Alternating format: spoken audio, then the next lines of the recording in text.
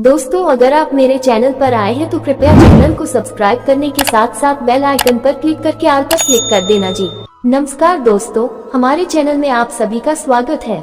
दोस्तों, आज हम भगवद गीता से संबंधित श्रीमद् भगवद गीता सार अध्याय 10 विभूति योग के बारे में सुनेंगे। तो आइए दोस्तों सुनते हैं।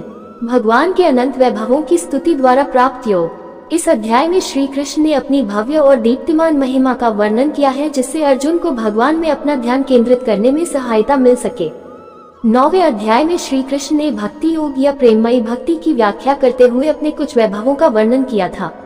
यहाँ इस अध्याय में वे आगे अर्जुन के भीतर श्रद्धा भक्ति को बढ़ाने के प्रयोजनार्थ अपनी अनंत महिमा का पुनः वर्णन करते हैं।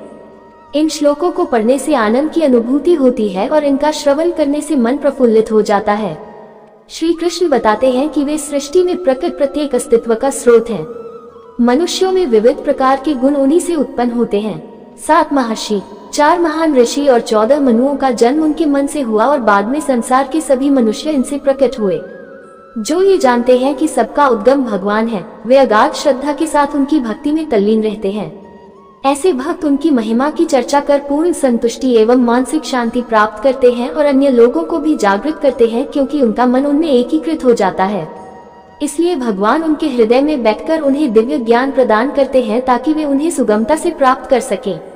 श्री कृष्ण से ये सब सुनकर अर्जुन कहता है कि उसे पूर्ण रूप से भगवान की सर्वोच्च स्थिति का बोध हो गया है और वह ये घोषणा करता है कि भगवान श्री कृष्ण संसार के परम स्वामी हैं। फिर वह भगवान से विनम्र अनुरोध करता है कि वे पुनः अपनी अनुपम महिमा का और अधिक से अधिक वर्णन करें, जिसका श्रवण करना अर्जुन के लिए अमृत का सेवन करने के समान है। श्री कृष्ण प्रकट करते हैं क्योंकि वे ही सभी का आदि, मध्य और अंत है, इसलिए सभी अस्तित्व उनकी शक्तियों की अभिव्यक्ति है। वे सौंदर्य, वैभव, शक्ति, ज्ञान और समृद्धि का अनंत महासागर हैं।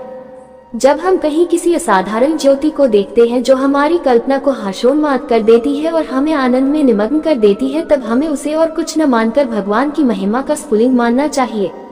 वे ऐसे विद्युत ग्रह के समान हैं जहां से मानव जाति के साथ साथ ब्रह्मांड में सभी पदार्थ अपनी ऊर्जा प्राप्त करते हैं। तत्पश्चात शेष अध्याय में वे उन सभी श्रेष्ठ पदार्थों, व्यक्तित्वों और क्रियाओं का मनमोहक वर्णन करते हैं जो उनके विशाल वैभव को प्रदर्शित करते हैं। इस प्रकार से वे ये कहकर इस सुंदर अध्याय का समापन करते हैं कि उन्होंने अभी तक अपनी जिस अनुपम महिमा का वर्णन किया है, उससे उनकी अनंत महिमा के महत्व का अनुमान नहीं लगाया जा सकता, क्योंकि वे ही अनंत ब्रह्मांडों को अपने दिव्य स्वरूप के एक अंश के रूप में धारण किए हुए हैं।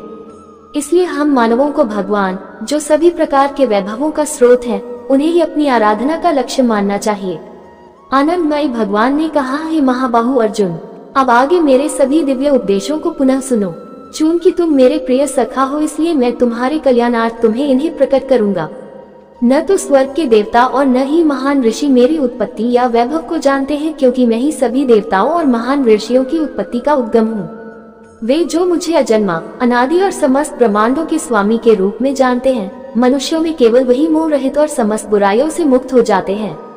जीवों में विविध प्रकार के गुण जैसे बुद्धि, ज्ञान, विचारों की स्पष्टता, क्षमा, सत्यता, इंद्रियों और मन पर नियंत्रण, सुख और दुख, जन्म मृत्यु, भय, निडरता, अहिंसा, समता, तुष्टि, तप, दान, यश और अपयश केवल मुझसे ही उत्पन्न होते हैं।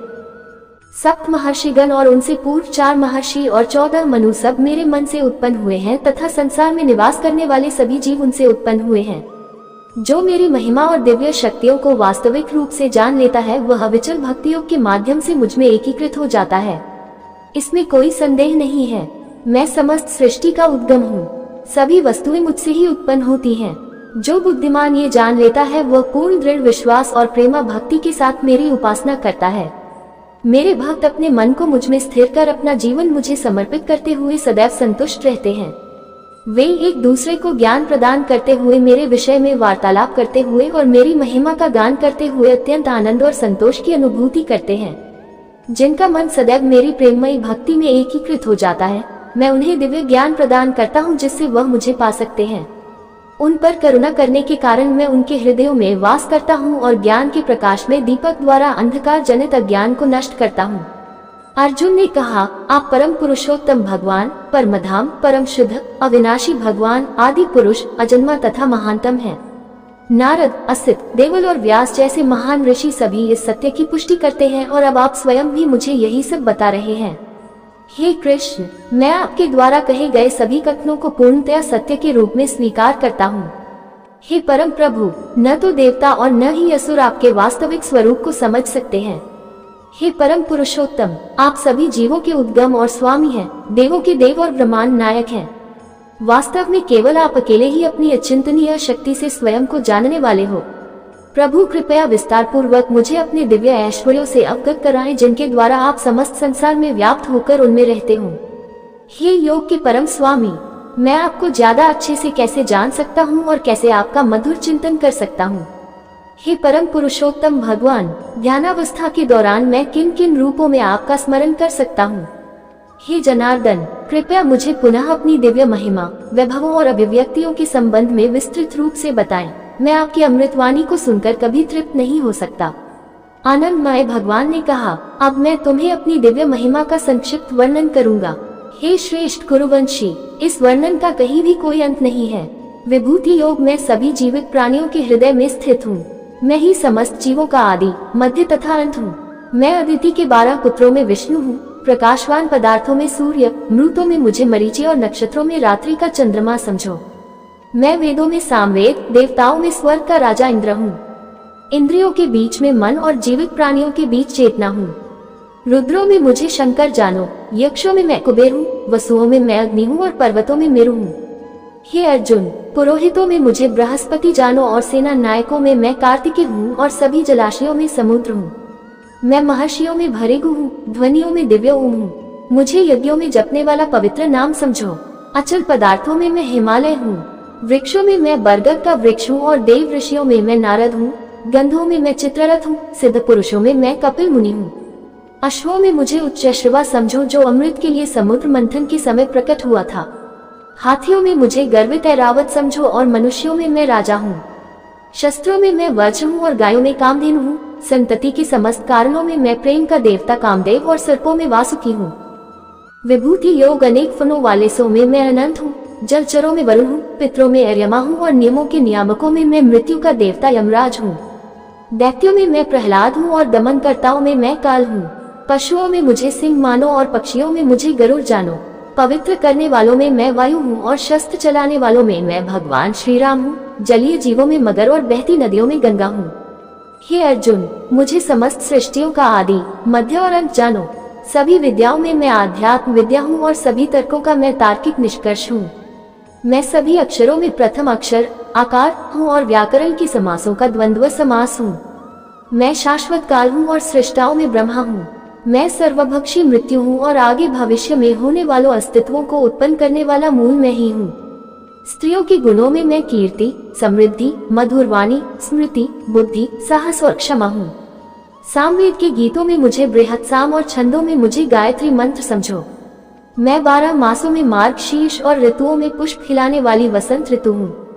समस्त छलियों में मैं जुआ हूँ और तेजस्वियों में तेज हूँ। विजेताओं में विजय हूँ, संकल्प कर्ताओं का संकल्प और धर्मात्माओं का धर्म हूँ। विभूति योग वृष्णिवंशियों में मैं कृष्ण और पांडवों में अर्जुन हूँ। ऋषियों में मैं वेद व्यास और महान विचारकों में शुक्राचार्य हूँ। मैं अराजकता को रोकने वाले साधनों के बीच न्यायोचित दंड और विजय की आकांक्षा रखने वालों में उनकी उपयुक्त नीति हूँ। रहस्यों में मौन और बुद्धिमानों में उनका विवेक हूँ। मैं सभी प्राणियों का जनक बीज हूँ। कोई भी चर या अचर मेरे बिना नहीं रह सकता। हे शत्रु विजेता, मेरी दिव्य विभूतियों का कोई अंत नहीं है। मैंने जो तुमसे कहा यह मेरी अनंत महिमा का संकेत मात्र है। तुम जिसे सौंदर्य, ऐश्वर्य या तेज के रूप में देखते हो उसे मेरे से उत्पन्न किंतु मेरे तेज का स्फुलिंग मानो। हे अर्जुन, इस प्रकार के विस्तृत ज्ञान की क्या आवश्यकता है? केवल इतना समझ लो कि मैं अपने एक अंश मात्र से सकल सृष्टि में व्याप्त होकर उसे धारण करता हूँ। उम्मीद करते हैं दोस्तों, आपको ये भगवत गीता से संबंधित श्रीमद् भगवत गीता अध्याय 10 विभूति योग के विचार सुनने में अच्छे लगे होंगे जी। दोस्तों, आपको ये विचार सुनने में अच्छे लगे हैं तो कृपया करके चैनल को सब्सक्राइब जरूर करें। इसी के साथ विदा लेते हैं दोस्तों। कल फिर भगवत गीता का इससे अगला भाग लेकर हाजिर होंगे। तब तक सभी दोस्तों को जय श्री कृष्णा जी।